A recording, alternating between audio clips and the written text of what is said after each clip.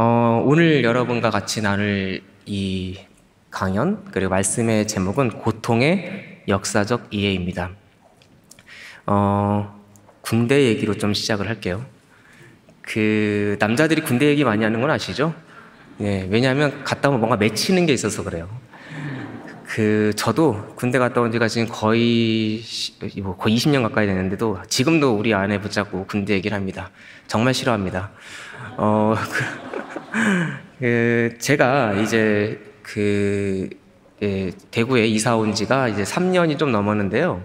사실 대구 경북 지역과의 인연이 생각을 해보니까 이 군대 때부터 시작이 됐더라고요. 저는 장교로 복무를 했었는데 영천에 있는 삼사관학교에서 훈련을 받았었거든요. 놀랍게도 4월에 입대를 했는데 진짜 추웠어요. 감기 걸릴 정도로. 그리고 5월이 됐는데 너무 더운 거예요. 그래서 이런 곳이 다 있나 했는데 5월 중순에 잠깐 대구로 휴가를 나왔거든요. 정말 더운 거예요. 그래서 무슨 이런 곳이 다 있나 했는데 제가 이제 이런 곳에 와서 살고 있습니다.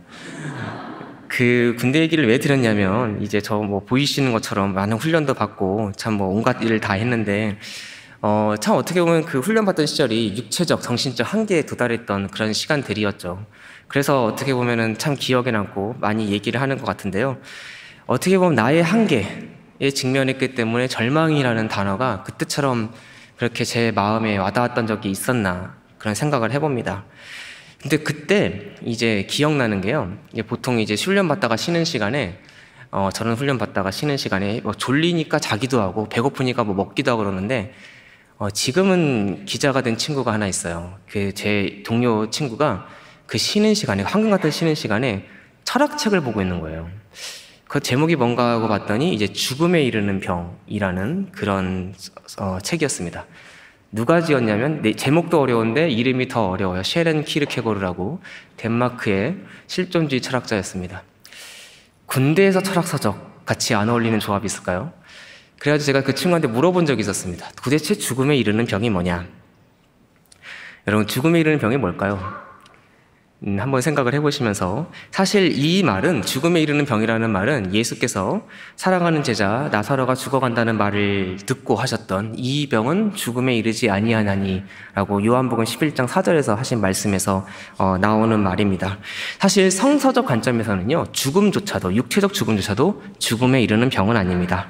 왜냐하면 죽음은 종착역이 아닌 영원에 이르는 간이역에 불과하기 때문입니다. 이렇게 죽음조차도 죽음에 이르는 병이 아니라면 과연 무엇이 죽음에 이르게 하는 병이라는 말일까요? 이 답은 키르케고르는 절망이라고 얘기를 합니다. 절망. 이 절망은 좀 우리가 일상생활에서 겪는 절망과는 좀 다릅니다. 저희 가정이 대구로 이사를 올 때 뜻한 바가 있어서 텔레비전을 없앤 적이 있었습니다. 아이들이 너무 거기 빠져 지내서. 그랬더니 우리 아이들에게 그때 초등학교도 안 갔었는데요, 절망이 찾아왔습니다. 그때 이제 뽀로로를 떼고 바다 타는데 옥토너스로 넘어가던 시절이었는데 아이들이 너무 좌절을 하는 거예요. 절망하고 정말 어느 때까지입니까? 그러면서 막 이렇게 탄식어린 그런 기도를 하던 게 기억이 납니다. 놀랍게도 일주일 정도가 지나니까 아이들은 적응을 했는데 부모에게 절망이 찾아왔습니다. 우리도 텔레비전을 안 보니까 너무 힘들더라고요. 그래서 제가 말씀드리고 싶은 건 그런 종류의 절망은 아니라는 거죠. 제가 학교에서 우리 학생들 많이 만나는데 학생들이 찾아와서 온갖 얘기 다 해요. 썸 타던 자매랑 잘 안 됐다. 취직이 안 된다. 성적이 지금 선동열, 방어열 정도로 나온다. 막 그런 얘기를 해요. 많이 절망을 하죠. 그러나 그런 절망도 죽음에 이르는 병은 아닙니다. 이 절망은 일상생활에서의 절망이 아닌 보다 근원적인 차원의 절망을 말합니다. 그렇다면 인간을 근본적으로 좌절시키는 절망은 무엇인가? 키르케고르는 인간을 근본적으로 좌절시키는 절망은 나 자신을 존재케 한 창조주와 그분이 날 향하여 갖고 있는 계획과의 관계가 상실되었을 때 찾아온다고 말을 합니다.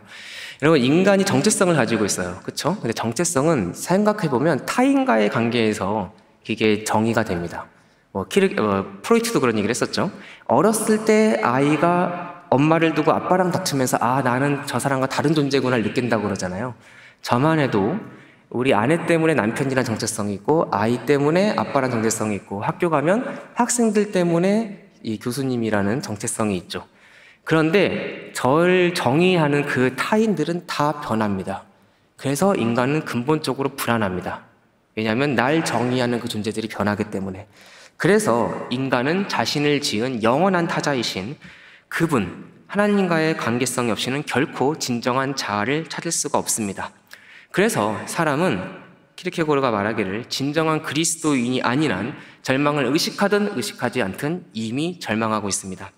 그리고 절망이라는 것은 결국 나를 지으신 창조주와의 관계 속에서 정의가 되는 것이기 때문에 그리스도인도 나에 대한 그리고 나의 창조주에 대한 의식이 상실할 때 이미 절망 속에 있게 됩니다. 여러분, 내가 아플 때 하나님은 어디 계셨는가? 그런 질문을 던져본 적 있으시죠? 사실 참 어려운 질문입니다. 그리고 인간이 답을 하기에 쉽지 않은 질문이기도 합니다. 사실 그래서 우리가요, 이 질문을 많은 경우 외면합니다. 세월에 맡기거나 그냥 포기하거나 그런 거지 뭐 하고 넘기거나 아니면 심지어 하나님을 봐주기도 합니다. 그런데 사실 이 질문은 인간이 직면한 매우 근본적인 절망이라는 문제와 연결이 되어 있습니다. 나를 사랑한다는 하나님이 만든 세상에서 내가 너무나 아플 때, 그분의 계획과 뜻을 찾기 어려울 때 우리는 어떻게 반응을 해야 될까요? 사실 이렇게 쉽지 않은 고통의 문제를 고통에도 뜻이 있다, 아니면은 뭐 거기 유익이 있을 거다, 아파야 청춘이다, 이런 식으로 얘기하고 넘어가는 것은 그렇게 적절하지 않은 것 같습니다. 여러분 제가 훨씬 십몇 년 전에 유학을 갔다가 중간에 잠깐 이렇게 한국에 들어온 적이 있었어요. 들어왔는데 들어오고 한 이틀 있다가 아버지께서 저와 대화를 하시다가 그냥 쓰러지셨어요. 그리고 그 길로 중환자실에 가시고 정말 사경을 헤매시는 그런 일이 딱 눈앞에서 일어났어요. 그때 그 절망은 정말 제가 말로 할 수가 없는데, 그때 특히 마음이 아팠던 거는 저희 아버지께 쓰러지시면서 내가 너 결혼하는 건 보고 죽어야 되는데 하시면서 쓰러지셨어요. 참 마음이 아팠습니다. 그리고 자식으로서 불효하는 것 같아서 너무나 마음이 정말 안 좋았었습니다. 그래서 그 기도 모임에서 그 얘기를 나눈 적이 있었어요. 나도 정말 아버지께 불효하는 것 같고 정말 좋은 자매를 만나 결혼해서 효도하고 싶다, 그런 말을 했더니 그 자리에 있던 좀 연세가 있었던 어떤 권사님인지 집사님인지 그렇게 되셨던 분이 저를 되게 이렇게 정색하면서 말씀을 하시는 거예요. 왜 이렇게 요즘 젊은이들은 하나님 외에 다른 것에서 그렇게 정답을 찾으려고 하는지 모르겠다. 왜 이렇게 이성을 밝히는지 모르겠다. 하나님 외에는 어떤 만족도 찾을 수가 없다. 좀 더 하나님께 집중하는 시간을 갖도록 하는 게 어떻겠냐. 사실 그 말씀이 하나도 틀린 게 없습니다. 하나님의 어떤 만족도 없고 우리는 주님 외에 어떤 것도 우리의 만족을 찾을 수가 없고 하나님께 집중해야 되는 게 맞습니다. 그러나 저는 그 정답에서 정말 큰 상처를 받았습니다. 여러분, 어떤 문제는요, 정답뿐 아니라 답까지 말해야 사실인 경우가 있습니다. 제가 대학 갈 때 딱 제가 대학 가던 그 시기에만 수능 말고 본고사라는 제도가 있었어요.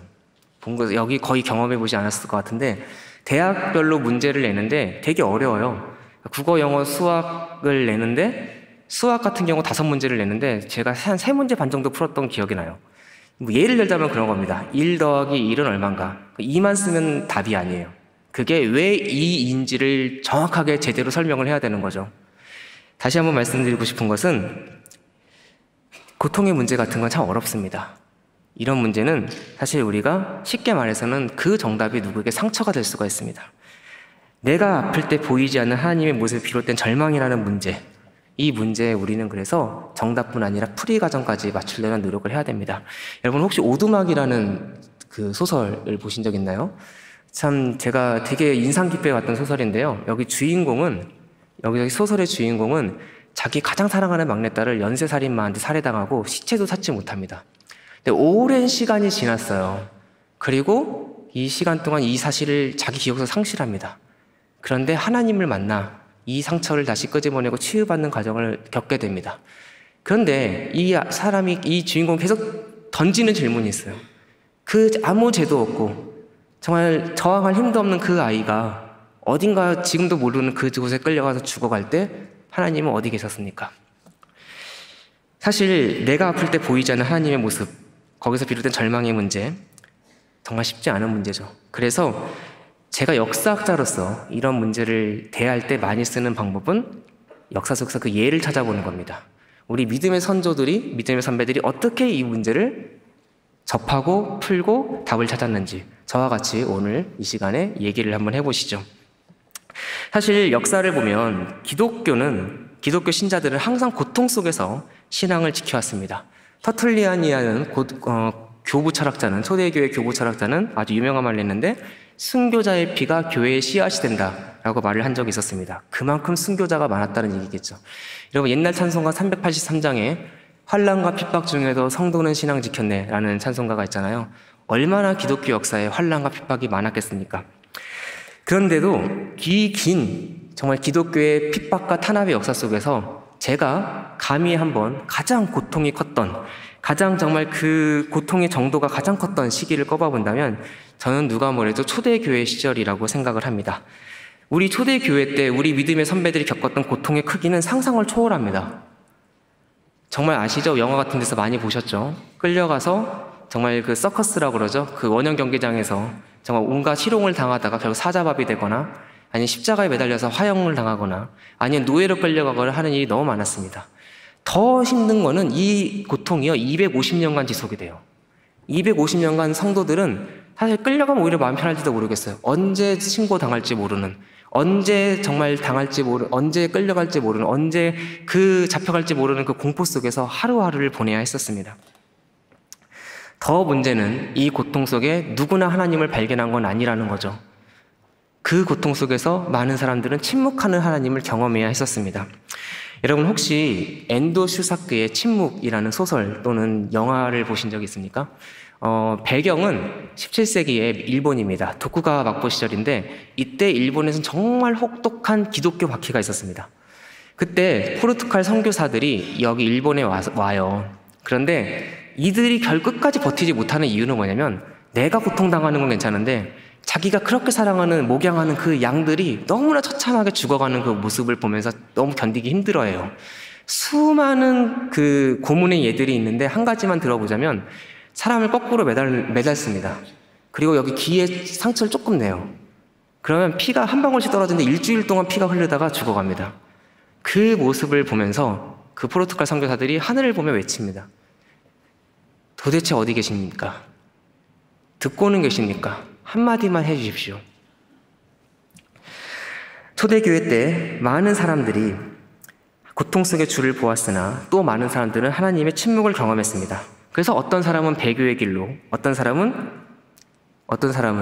그리고 주님과 멀어지는 그런 경험을 했었습니다. 이렇게 아팠을 때 하나님은 어디 계신가?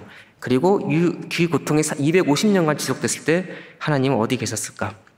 고통과 제약이 계속 흥하는 세상, 그것이 언제 끝날지 모르는 그 고통 속에 초대교인들은 의로운 기독교인으로 살아갈 것을 요구받았습니다. 우리가 믿는 기독교가 얼마나 대단한 종교냐면요, 250년이라는 이 긴 기간 동안 이 극한 강철 같은 고통을 이겨내고 살아남은 그런 신앙이라는 점에 있는 것 같습니다. 좀 더 얘기를 진행하기 전에 그래서 던져야 될 질문이 있어요. 왜 기독교를 로마는 박했을까요? 이 질문에 좀 답을 한번 해보죠.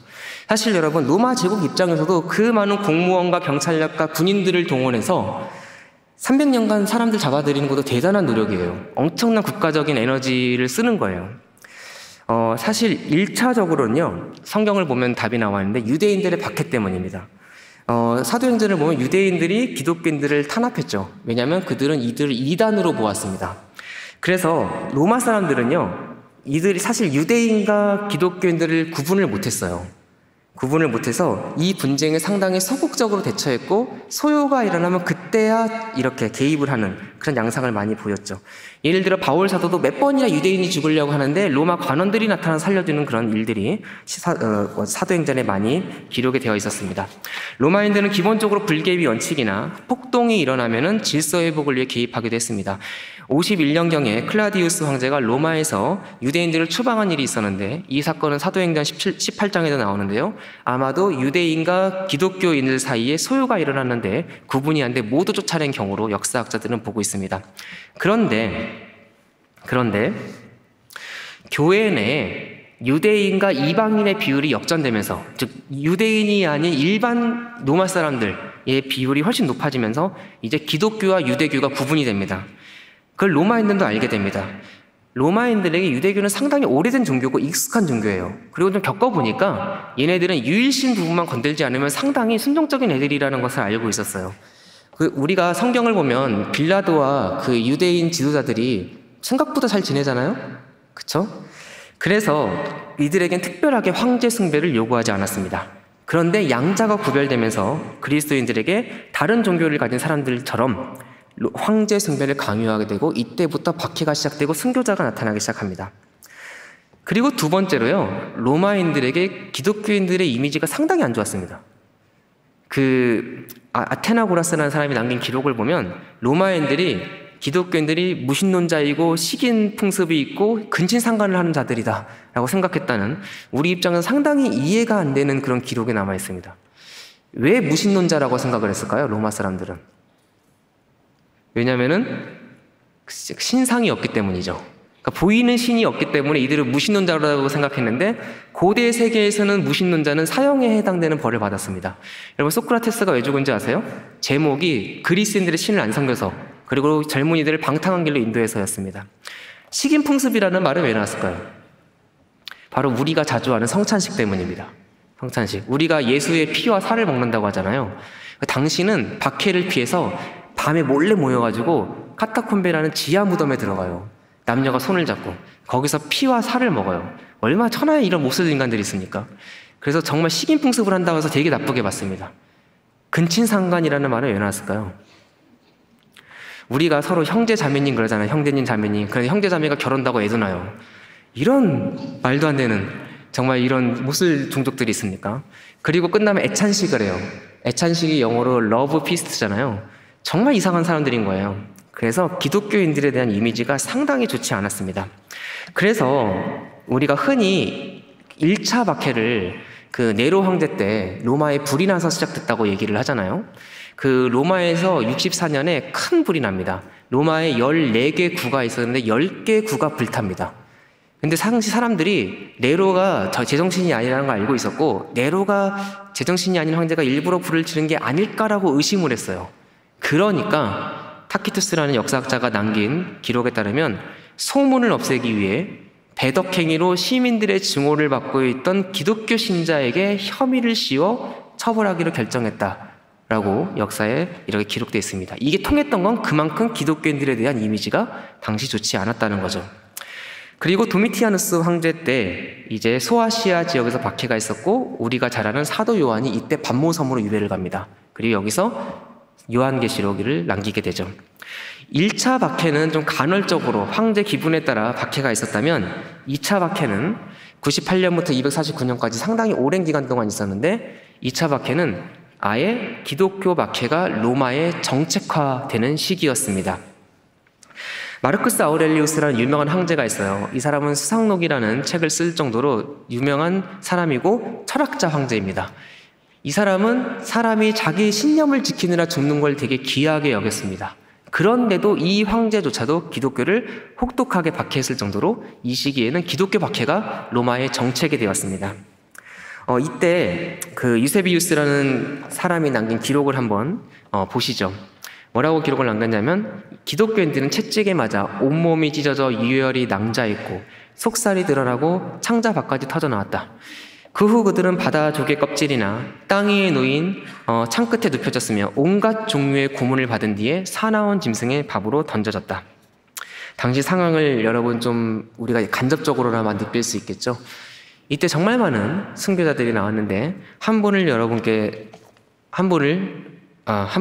소개하고 싶습니다.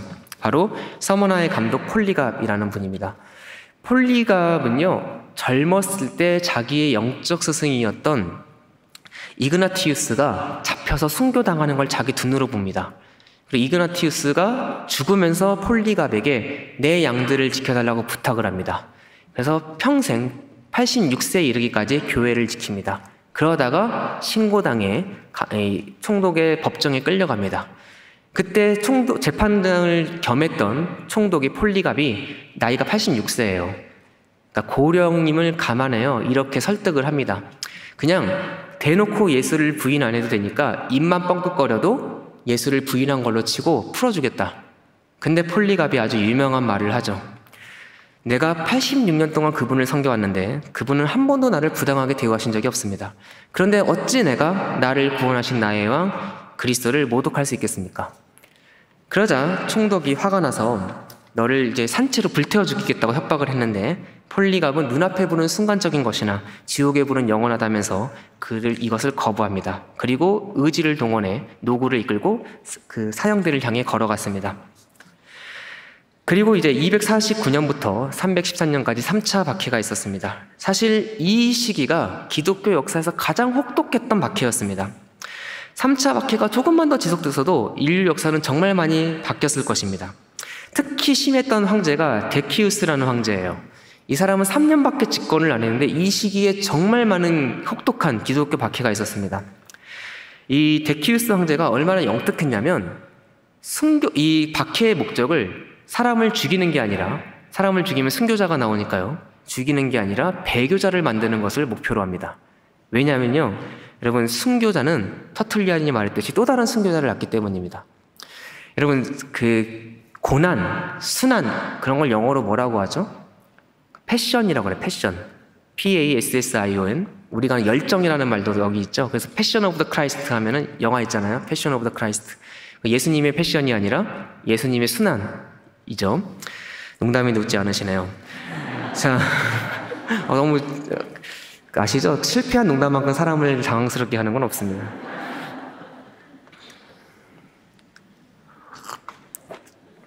패션, 열정이라는 말, 이 고난이라는 말과 동의어라는 것 기억하시면서 고난은 무섭고 참혹한 것이나 그것을 보는 사람들의 마음속에 감동과 열정을 일으킵니다. 그래서 순교자의 피는 또 다른 순교자를 낳습니다.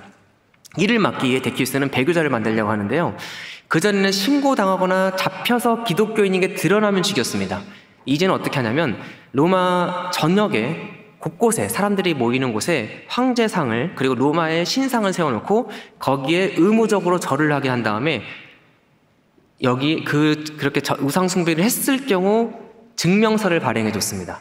그리고 지나가다가 아무나 붙잡고 증명서를 내놓으라고 하고 그걸 내밀지 않으면 이 사람을 기독교인으로 간주하여 죽였습니다. 이 3년 동안 놀랍게도 순교자가 별로 나오지 않았습니다. 무슨 말일까요? 그만큼 배교자가 많았다는 거죠. 그 다음에 디오클레티아누스 황제의 박해가 있었는데 처음 소아시아에서 시작됐던 이 박해가 전국적인 박해로 번져갑니다. 여러분 혹시 터키 여행을 하시면요, 가파도키아라는 지역을 아마 가보시게 될 거예요. 되게 유명한 지역이고 여기에 풍선 타고 많이 이렇게 돌아다니시거든요. 여기가 또 여기 유명한 게 기암괴석이 많아요. 그리고 이 지역에 동굴도 많고 또 이제 지하 도시도 있고 지하 교회도 있습니다. 지금은 관광지가 된 이 지역을 우리 믿음의 선배들이 신앙을 지키기 위해 이곳에 가서 땅을 파고 들어가서 마을을 만들고 교회를 만들었어요. 그것이 지금은 관광지로 남아있죠. 자, 그래서 314년에 콘스탄티누스라는 황제가 등장하여 기독교를 공인합니다. 이 일이 있지 않았다면 기독교회가 없는 세상이 역사에 찾아왔을지도 모르겠습니다. 그래서 우리가 던져야 되는 두 번째 질문은 이것입니다. 어떻게 우리 믿음의 선조들은 이 혹독한 시련을 견뎌낼 수 있었을까? 콘스탄티누스라는 특정인이 등장했기 때문인가? 물론 그의 역할도 중요합니다. 그러나 정확하게 얘기하면 그는 하나님의 도구일 뿐이었죠. 그리고 더 중요한 것은 이 박해를 끝까지 이겨낸 사람들이 있었기 때문에 사실은 이 박해의 역사가 끝났다는 것을 우리가 알 수 있습니다. 그럼 그들은 무엇을 믿었기에 이 250년간의 박해를 이겨낼 수 있었을까요? 먼저 우리 믿음의 선조들은 예수의 생애를 역사적 사실로 믿었습니다.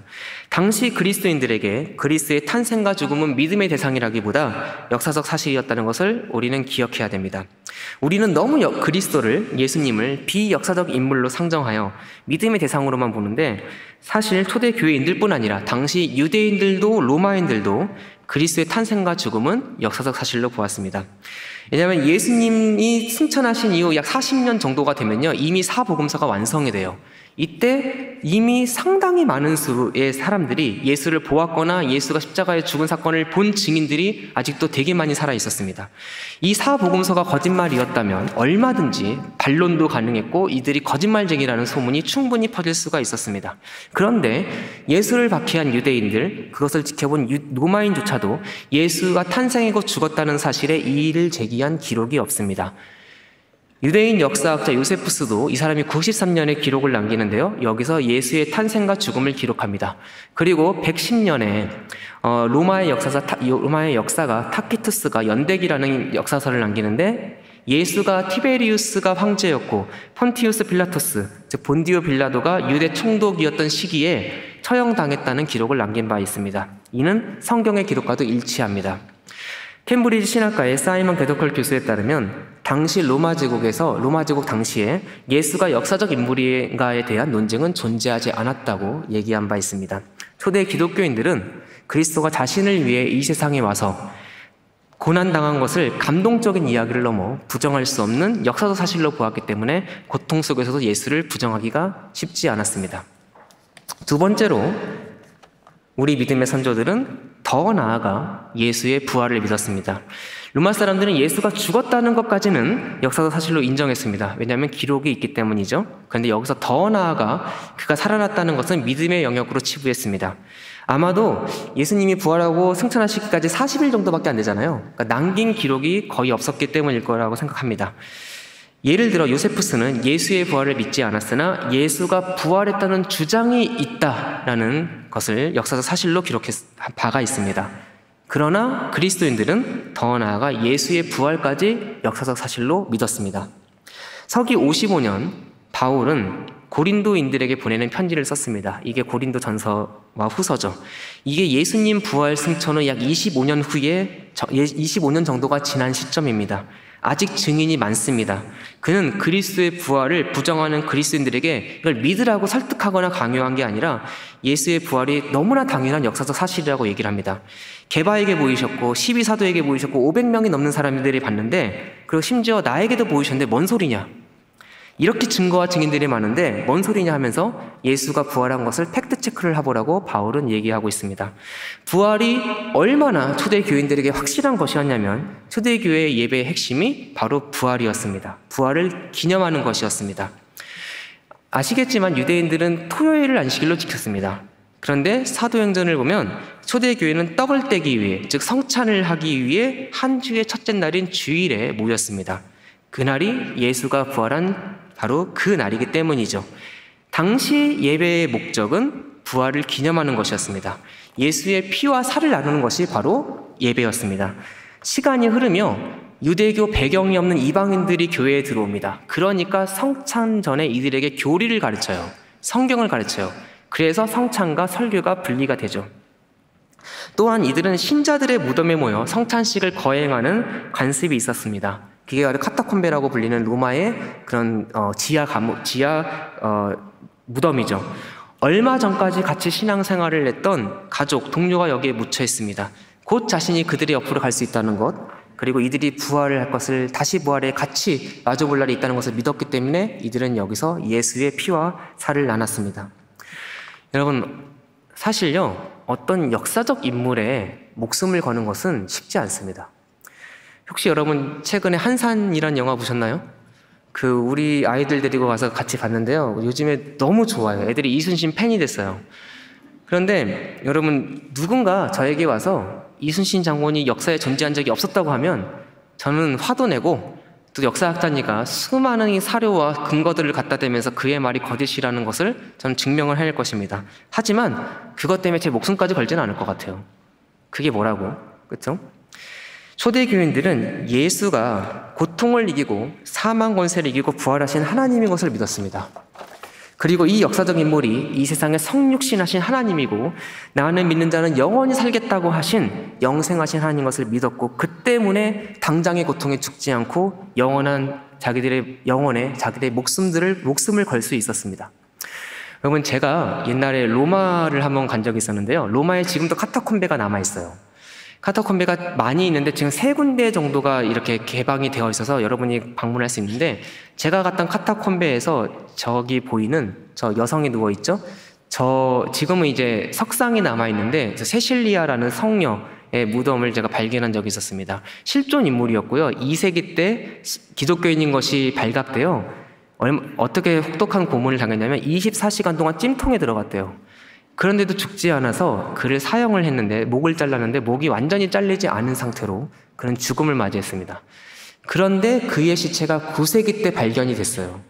놀랍게도 무슨 이유인지, 아마도 이제 습도 문제라고 보는데 시체가 거의 썩지 않고 남아있었대요. 9세기에 발견됐는데, 그런데 세실리아가 죽으면서 어떻게 죽었냐면 손가락을 이렇게 세 개의 손가락을 보인 상태로 죽어 있었다고 합니다.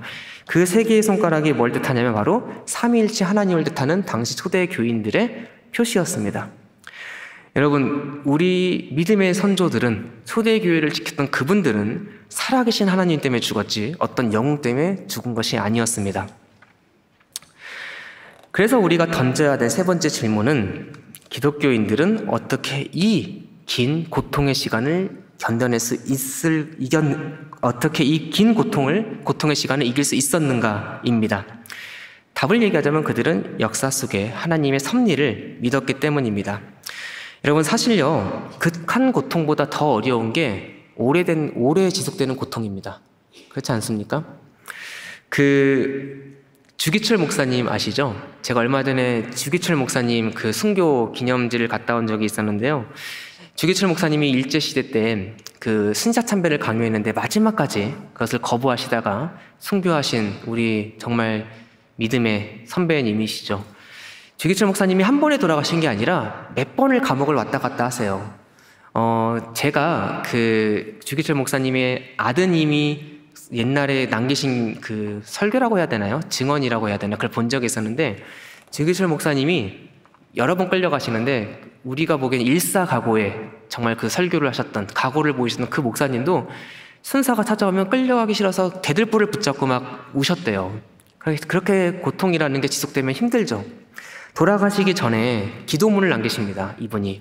일사각오라는 되게 유명한 기도문이에요. 거기에는 자기같이 부족한 나 같은 죄인을 자녀 삼으시고 순교의 영광을 주시는 주님에 대한 지극한 감사가 들어있는데, 동시에 오래되는 고통은 견디기가 어려우니, 너무 고통이 오래되면 내가 견디지 못할 수도 있으니까 제발 빨리 데려가 달라고, 그런 말씀도 같이 있는 것을 제가 본 적이 있습니다.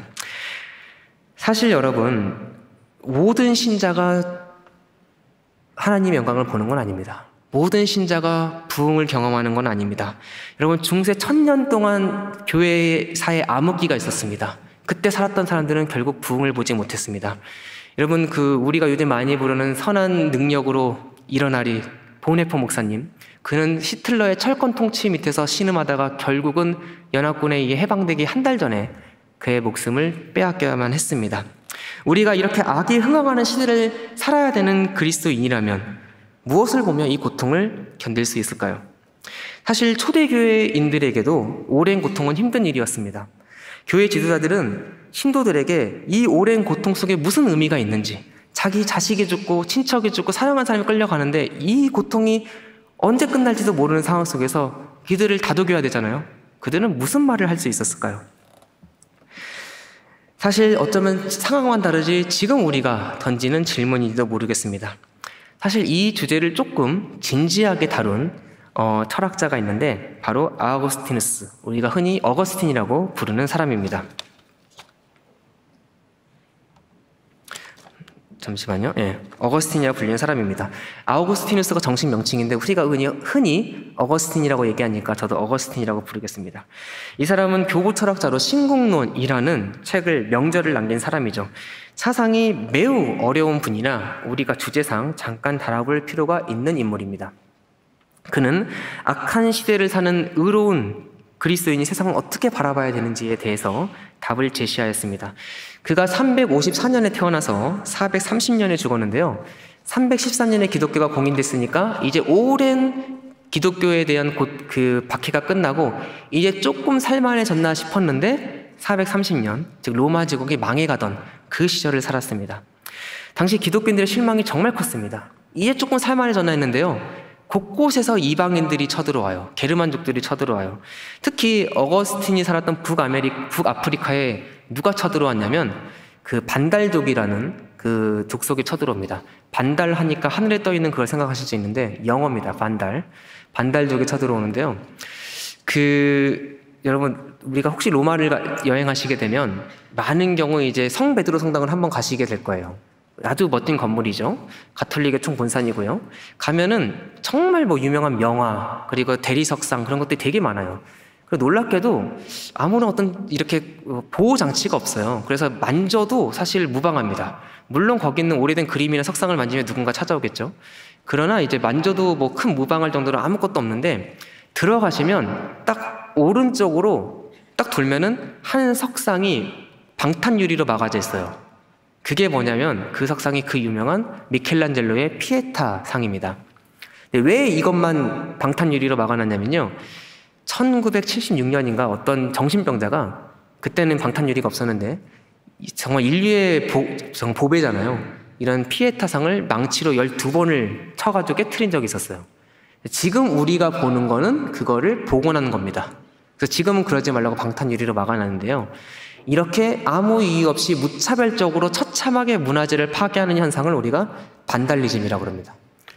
여기서 반달리즘은 지금 어거스틴이 살았던 그 동네를 쳐들어온 반달족의 명칭에서 왔어요. 얼마나 무지막지한 사람들인지 아시겠죠? 그래서 당시 로마인들은 우리가 지금 이거 기독교 믿어서 이런 일이 벌어진 거다라면서 신자들을 탓했습니다. 그리고 기독교인들도 오랜 그 시련을 견뎌냈더니 다시 찾아온 외적의 침략에서 매우 큰 실망을 했습니다. 이런 상황을 배경으로 쓰여진 책이 바로 신국론이죠. 어거스틴이 신국론에서 제시한 생각 크게 두 가지입니다. 조금은 어려운 이야기일 수 있는데요. 조금 잘 들어주시면 좋을 것 같아요.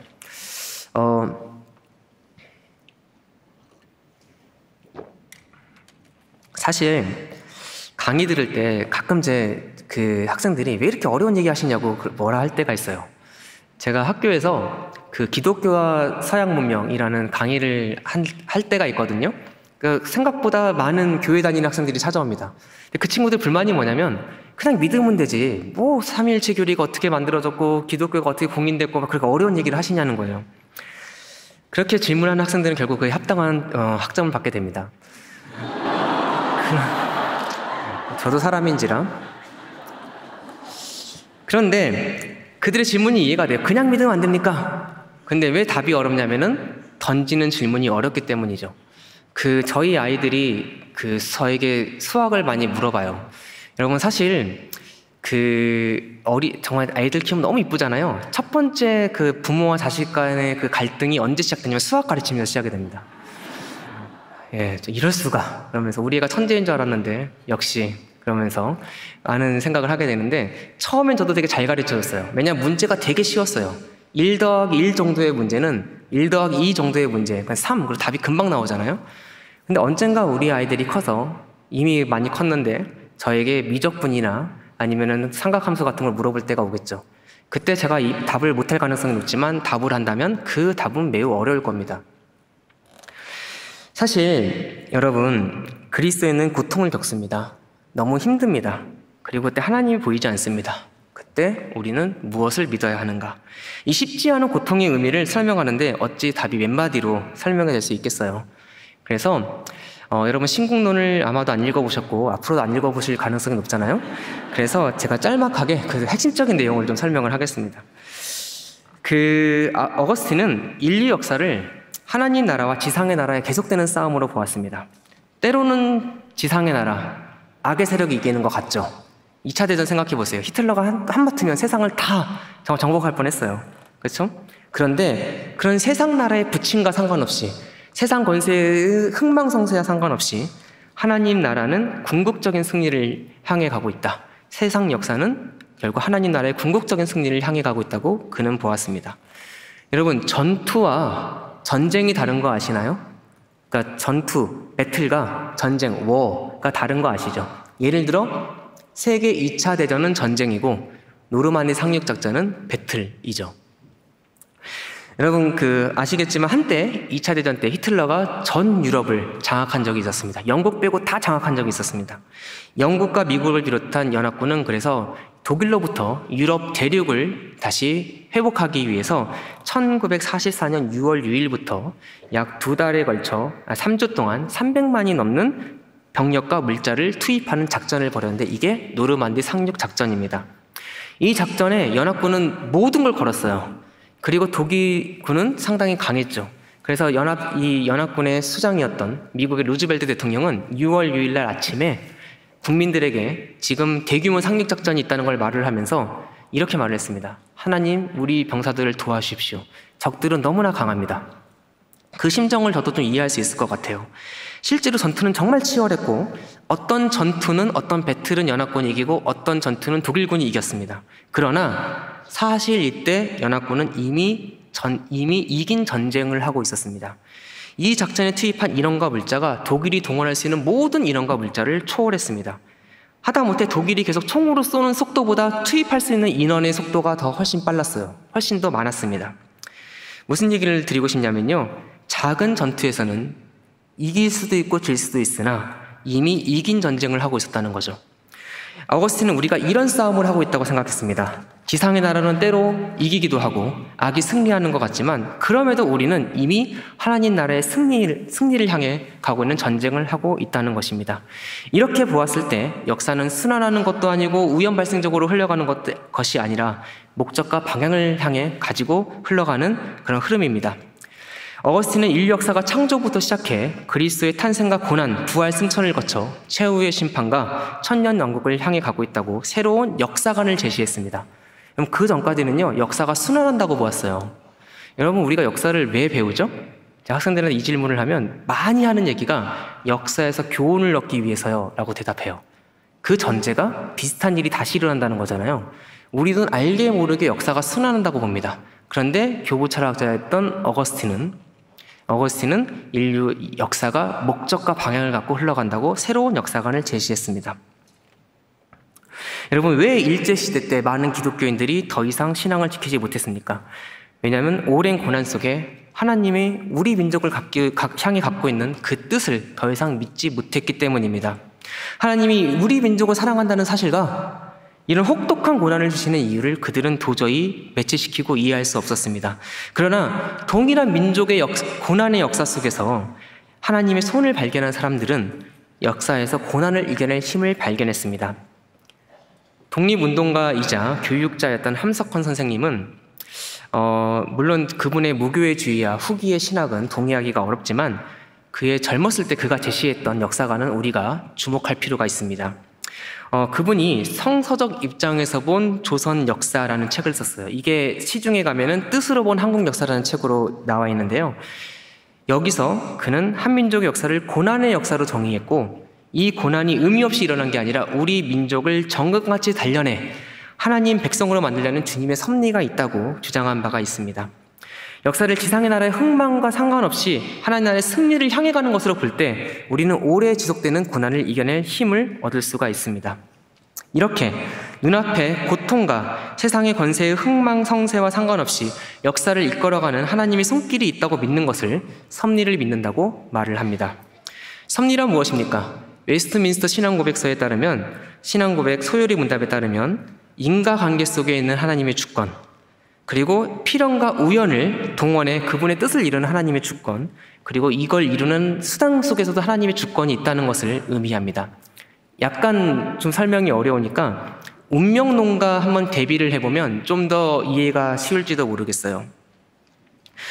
운명론이라는 것은 주어진 원인이 있으면 그 정해진 결과가 일어날 수밖에 없다는 거예요. 우리가 사실 이런 생각을 많이 하죠. 우리가 흔히 요즘에 금수저, 흑수저, 수저론을 얘기 많이 하는데 거기에 운명론이 많이 깔려 있어요. 이렇게 태어났으니까 이렇게 될 수밖에 없다. 사실 우리가 그런 생각을 많이 하죠. 조선시대에 누군가 백정으로 태어났으면 그는 또한 백정의 자식으로 태어났으면 백정으로 살 수밖에 없었겠죠. 그런데 섭리를 믿는 사람들은 그게 하나님의 본뜻이 아니라면 하나님의 손이 움직여 이 운명의 사실을 끊을 수 있는 예상과 다른 일이 일어났다고 믿습니다. 한 가지 예를 좀 들어볼게요. 그 구한 말에 선교사들이 많이 들어왔잖아요. 대한제국 시절에. 그때 그 사무엘 무어라는 선교사님이 한국에 왔는데요. 하루는 그 봉출이라는 한 5살인가 6살인가 밖에 안 되는 아이가 그 선교사님을 찾아옵니다.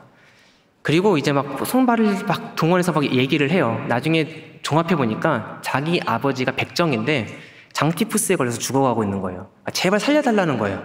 왜냐하면 너무 천한 직책이니까 누구도 만지려고 하질 않아요. 그래서 사무엘 무어 선교사님이 자기 친구 선교사이자 의사인 에비슨이라는 사람을 데려옵니다. 근데 에비슨은 그때 고종의 어이였어요. 그래서 에비슨은 이 봉출이의 아버지 그 박성춘을 지극정성으로 치료해 줍니다. 여러분, 옛날에 임금님은 나라님이라고 그랬어요. 나라님의 몸을 만지던 그 귀한 사람이 백정의 몸을 만지고 치료해 줬습니다. 박성춘이 이게 너무 고마워서 자기 친구 백정들을 데리고 그 교회에 찾아갑니다. 그런데 여기까지는 좋은데 문제는 뭐냐면 그 교회에 있던 양반들, 여기는 또 이제 왕족까지 다니고 있었어요. 그들이 반발을 하는 거예요. 처음엔 이들을 쫓아내라고 했는데 안 쫓아내니까 그럼 양반 특별석을 만들어 달라고 그래요. 그런데 사무엘 무어 선교사님이 주의 몸된 교회에선 그런 일은 있을 수 없다면서 그걸 거부했습니다. 그러자 그들이 교회를 떠나버렸어요. 나중에 이 사람들이 그것을 회개하고 돌아와서 같이 다시 교회를 세웠는데 그게 지금도 서울에 있는 승동교회입니다. 그리고 봉출이는 나중에 박서영이 돼서 제1회 세브란스 의과대학 졸업생이 됩니다. 여러분, 세상 이치에 따르면 백정으로 태어났으면 백정으로 살다 죽는 게 맞을 거예요. 그런 운명론적 생각을 대부분의 사람들이 갖고 있었을 겁니다. 그런데 봉출이를 향한 하나님의 뜻은 그게 아니었기 때문에 그의 삶에 하나님의 섭리가 개입되어 우연과 필연이 겹쳐 이 아이를 향한 본래의 뜻이 이루어졌습니다. 이제 중요한 것은 지금까지의 전례가 아니라 하나님의 간섭이라는 변수이겠죠. 섭리를 믿는 것이 왜 중요합니까? 왜냐하면 고난 속에서도 나를 향한 하나님의 뜻을 이해할 수 있기 때문입니다. 세상의 눈으로 보면 절망적인 상황이지만 그것을 거부할 수 있는 힘이, 이겨낼 수 있는 힘이 생깁니다. 내 삶을 향한 본래적 목적을 잊지 아니하시고 필연과 우연을 넘어 이끌고 계신 주님을 믿을 수 있는 힘이 섭리를 믿을 때 생겨납니다. 제가 중학교 2학년 때 겨울방학이 됐어요. 잊혀지지 않는 사건이 하나 있는데 열심히 놀고 집에 들어왔는데 갑자기 학교에서 우편물이 하나 온 거예요. 성적평가 싶어가지고. 여러분, 그때 그 전율 아시죠? 그때 그 떨림, 그 흥분, 그 걱정 막 온갖 게 몰려오잖아요. 그래서 잽싸게 뺏어서 방에 들어가서 찢어서 봤습니다. 뜻밖에도 성적표가 아니라 교장 선생님이 보내신 편지였어요. 그 편지 내용이 뭐였냐면은 제정 러시아 때, 러시아 제국 때 어떤 러시아 소설가가 반역죄로 체포가 됐어요. 그래가지고 이제 사형 당하기 5분 전이 됐습니다. 그래서 이제 총살을 당하게 됐는데 형리가 얘기를 하는 거죠. 5분 있다가 쏠 거다. 마지막으로 너에게 시간을 주겠다. 그러니까 너무나 마음이 다급해졌습니다. 그래서 이 5분 동안 뭘 하지? 1분 동안은 자기의 죄를 회개합니다. 1분 동안은 그리고 부모님을 생각합니다. 그리고 1분 동안은 아름다운 러시아의 산하를 바라봤습니다. 나머지 2분은 어떡하지 하는데 드디어 때가 된 것 같습니다. 그때 저 멀리서 누가 말 타고 다가닥 다가옵니다. 잠깐 그러더니 황제께서 자비를 베푸셨다 하면서 너를 사형 대신 시베리아 유형을 보내겠다라고 얘기를 해줬다는 거예요. 그러면서 이제 교장 선생님이 하시는 말씀이 이렇게 1분 1초가 소중하다. 방학을 뜻깊게 잘 보내도록 해라.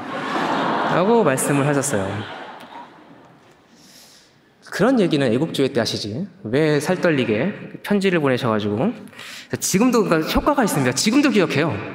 근데 사실은 이게 역사적 사실입니다. 여러분, 도스토옙스키라는 소설가를 아시죠?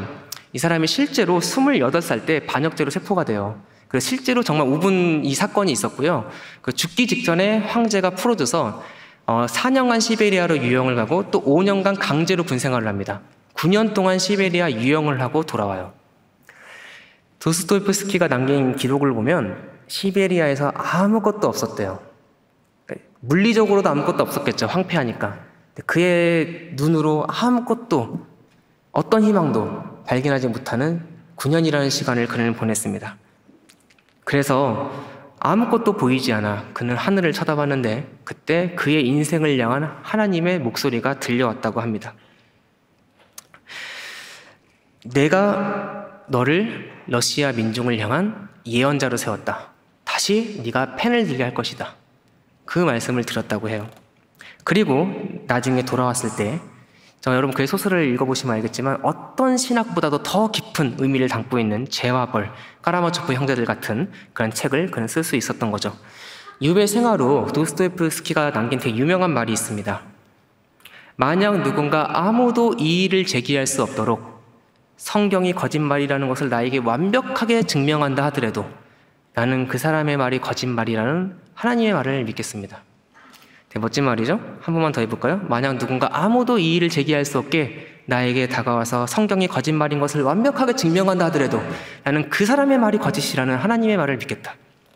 아무것도 보이지 않아 하늘을 쳐다봤을 때 자신의 뜻을 알게 된 이 사람은, 자신을 향한 하나님의 뜻을 알게 된 이 사람은 이제부터는 무엇이 보이든 어떤 말이 들리든 상관없이 그 사람의 참말이 거짓이라는, 내 눈앞에 보이는 것이 거짓이라는 하나님의 말을 믿겠다는 하나님의 사람으로 거듭났습니다.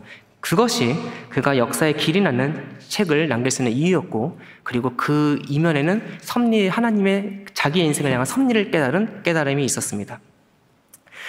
여러분, 섭리를 믿는 사람은요, 어두운 시기에도 부흥을 꿈꿀 수가 있습니다.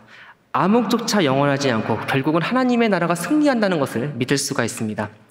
여러분, 이 두 번째 사진이 마틴 루터 킹 목사님인데요. 아시죠? 1960년대에 미국에서 흑인 인권 운동이 일어났습니다. 엘라베나 주에서 흑인 여성 2명이 버스에 탔는데 백인 전용 좌석에 앉았다가 쫓겨나요. 이것 때문에 이 주를 중심으로 그 보이콧 운동이 일어납니다. 그리고 이때 마틴 루터 킹 목사님이 나서서 흑인 인권을 주장하고, 그리고 워싱턴 DC로 행진을 해갑니다. 그가 행진을 해가는 골목마다 사람들이 모여서 저 워싱턴 광장에 이르렀을 때는 정말 셀 수 없는 인파가 저 자리에 서서 그의 설교를 들었습니다. 여러분이 한번 들어보셨을 I have a dream, 나에겐 꿈이 있습니다라는 유명한 설교도 이 자리에서 했었죠. 사실 우리가 이것보다는 덜 알려져 있는데 이분이 되게 유명한 말을 여기서 했습니다. I've seen the glory of the coming of the Lord. 나는 다시 오시는 하나님의 영광을 보았습니다. 여러분, 원래는 아직 세상은 어둡습니다. 백인들은 계속해서 흑인들에게 폭력을 가합니다. 사람들이 흑인이 열등하다는 생각을 바꿀 생각도 하지 않고 바뀌기에는 너무 요원해 보입니다. 정치인들은 움직이지 않습니다. 아직 어둠이 너무나 깊습니다. 이런 상황 속에서 그는 현재 완료 시제를 사용해 나는 다시 오시는 주님의 영광을 이미 보았습니다 라고 선언을 했습니다. 원래는 미래형으로 말하는 게 맞겠죠. 예수님이 오시지 않았으니까. 근데 여러분, 그거 아세요? 우리가 너무 확실할 때는요, 완료형 시제를 써요. 한국어에는 완료형이 발달하지 않았는데 가끔 우리가 쓸 때가 있습니다. 예를 들어, 혹시 경산중앙교회는 다른 교회랑 조기축구회 같은 거 하시나요? 예를 들어서 옆에 있는 범어교회랑 축구를 했다. 우리 내일 축구 시합 이미 이겼어. 내일 하나 많아요. 이겼어. 그렇게 말을 할 때가 있잖아요. 너무 확실할 때 우리가 완료 시제를 사용할 때가 있어요. 이 어두운 때, 이 어둠 속에서 미국에 있는 흑인들을 향한, 그리고 미국을 향한 하나님의 뜻을 보았던 마틴 루터 킹 목사는 하늘을 쳐다보면서 아직 오지 않은 주님의 영광을 보았다고 이미 선언을 했습니다.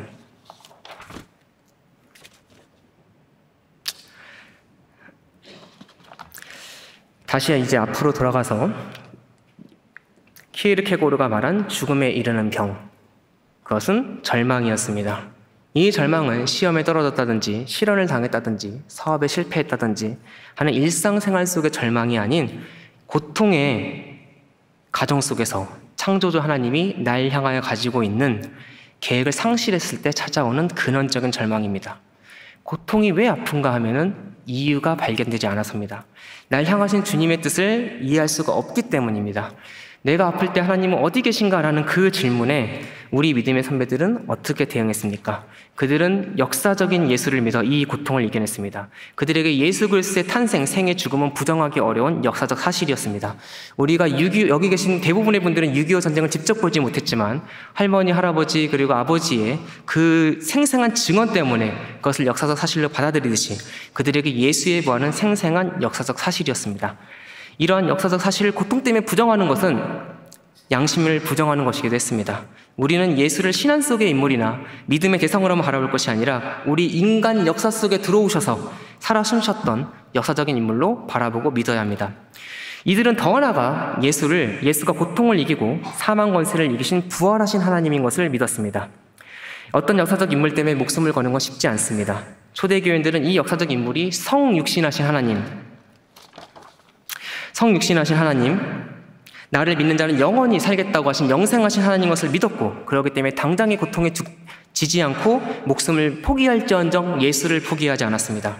마지막으로 이들은 예수께서 죽어 고통에 진 것 같았지만, 사실 여러분 어떻게 보면 고통의 그 끝이 극한이 죽음 아닙니까? 근데 그 정점을 이겨 부활 승리한 예수를 바라보며 인간관계를 초월하는 필연과 우연을 초월해 인류를 구원이라는 자신의 본래의 뜻으로 이끌어가는 하나님의 손길을 보았습니다. 눈앞에 보이는 세상 제국의 흥망성쇠와 상관없이 역사를 예수 그리스도의 재림과 궁극적인 하나님 나라의 승리로 이끌어가는 주님의 섭리를 보게 되었을 때, 오늘 당장의 고난을 이겨낼, 언제 끝날지 모르는 고난을 이겨낼 힘을 우리는 얻을 수 있습니다. 역사는 많은 사람들이 이야기하듯이 순환하는 것도 아니고 의미 없이 흘러가는 것도 아닙니다. 우리에게 닥친 고난은 재수가 없어서 생긴 것도 아니고 우연히 발생하는 것도 아닙니다. 그것은 뜻이 있고 목적이 있습니다. 이 믿음이 있을 때 우리는 하루하루 불의에 타협하지 않고 정의를 선택할 힘이 생깁니다. 우리는 영원을 믿는 그리스도인입니다. 내가 살아있을 때는 불의가 이길지 몰라도, 내가 죽을 때까지 악이 승리할지 몰라도, 영원의 관점에서 보면 정의와 공의는, 주님의 나라는 반드시 승리하고 진리는 강하고 정의는 승리합니다. 이런 믿음이 있을 때 우리는 매일매일의 삶 속에서 악이 승리하건 말건 간에 사랑과 진리와 정의를 향한 작은 선택들을 해나갈 용기가 생깁니다. 그래서 키르케고르가 그의 책에서 계속해서 강조하듯이 절망의 반대말은 바로 믿음입니다. 그 믿음은 역사적인 예수, 부활한 예수, 역사를 주관하는 하나님에 대한 믿음을 말을 합니다. 마지막으로 제 개인적인 얘기를 한 가지 하고 오늘 이 강연을 마칠까 합니다. 저는 원래 학부 시절에는 이렇게 법학을 공부해줬어요. 그러다가 하나님의 섭리가 있는 역사를 공부하고 싶어서 이렇게 그 길을 바꿔서 공부를 계속했고, 나중에 유학까지 가게 되는데요. 사실 많은 분들이 가서 고생을 하시고 저도 마찬가지였습니다. 사실 영국에 유학 갔다가 돌아올 뻔한 적이 정말 많았어요. 그리고 여기까지인가? 라고 생각했던 적도 참 많았습니다. 그 중에서도 제가 가장 좀 어렵게 기억했던 일이 한 가지가 있습니다. 그게 뭐냐면 앞서 설명했듯이 저희 아버지께서 중간에 돌아가실 뻔했던 때였어요. 저는 사실 영국으로 다시 못 돌아갈 거라 생각했습니다. 왜냐면 제가 이제 아버지가 돌아가시면 가장의 역할을 해야 되고 어머니도 모셔야 되고, 또 이게 아버지가 얼마 정도까지 여기 중환자실에 계실지 모르니까 제가 좀 돈도 벌어야 된다고 생각을 했었어요. 아시겠지만 그 중환자실이 그 면회 시간이 있잖아요. 그래서 나이 많으신 어머니를 모시고 버스 타고 병원으로 이렇게 향해 가던 그 시절이 생각이 나는데요. 하루는 버스를 타고 가다가 저도 모르게 찬송가를 하나 불렀었어요. 여러분, 주 안에 있는 나에게 아시죠? 2절이 이렇습니다. 그 두려움이 변하여 내 기도 되었고 전날의 한숨 변하여 내 노래 되었네. 사실 그때 어떤 믿음으로 이 노래를 부른 게 아니라, 사실 나에게도 이런 일이 있을까? 나에게도 이렇게 말할 수 있는 날이 올까? 라고 생각을 했던 그때가 있었습니다. 여러분, 저는 그때 나를 향한 주님의 계획이, 다른 계획이 있는 줄을 몰랐습니다. 나를 향한 주님의 섭리가 여전히 남아있는 줄 몰랐었습니다. 저는 그때 아내를 만나서 계속 공부할 힘을 얻었었고, 또 장학금을 받아서 결국은 공부를 끝마치게 되었습니다. 저는 제가 우리 아내를 만나던 날을 지금도 기억하는데요. 그 경복궁에서 만났거든요. 제가 먼저 서 있었고 아내가 이렇게 멀리서 걸어왔어요. 근데 흰 옷을 입고 걸어왔는데 처음에는 내가 이 천사가 걸어오나 그런 생각을 했었어요. 왜냐면 그때 워낙 제가 못 먹고 막 맨날 일하고 막 되게 힘들게 사는 시절이라 날 데리러 오나 막 그런 생각을 한 적이 있었습니다. 여러분, 그 천사가 종류가 있는 거 아세요? 좋은 소식을 전하는 가브리엘도 있고 싸우는 천사 미카엘도 있어요. 우리 아내는 여전히 천사입니다. 종류가 좀 바뀌어서 그게 문제긴 하지만, 참 어쨌든 저는 그때 아내를 만나서 공부할 힘을 얻었고, 여기까지가 주님과 약속한 그 길의 끝인 줄 알았는데, 여기까지가 내가 할 수 있는 그 길의 끝인 줄 알았는데, 주님의 본뜻은 그것이 아니어서 공부할 새 힘을 얻어서 계속 끝을 마칠 수 있었고 이 자리까지 오게 되었습니다. 여러분, 모든 것이 실패했습니까? 모든 소망이 사라졌습니까? 세상의 법칙으로 보면 실패할 수밖에 없습니까? 세상적인 눈으로 보면 더 이상 이 일을 하는 것이 무의미해 보이십니까? 그러나 우리에게는 섭리가 남아 있습니다. 하나님은 우리를 향한 선한 뜻을 갖고 계신데 그것은 나의 부족함과 나의 죄와 실패와 넘어짐에도 불구하고 그 모든 것을 사용하여 우연과 필연을 사용하여 결국은 이루시는 하나님의 섭리가 우리에게 남아 있습니다.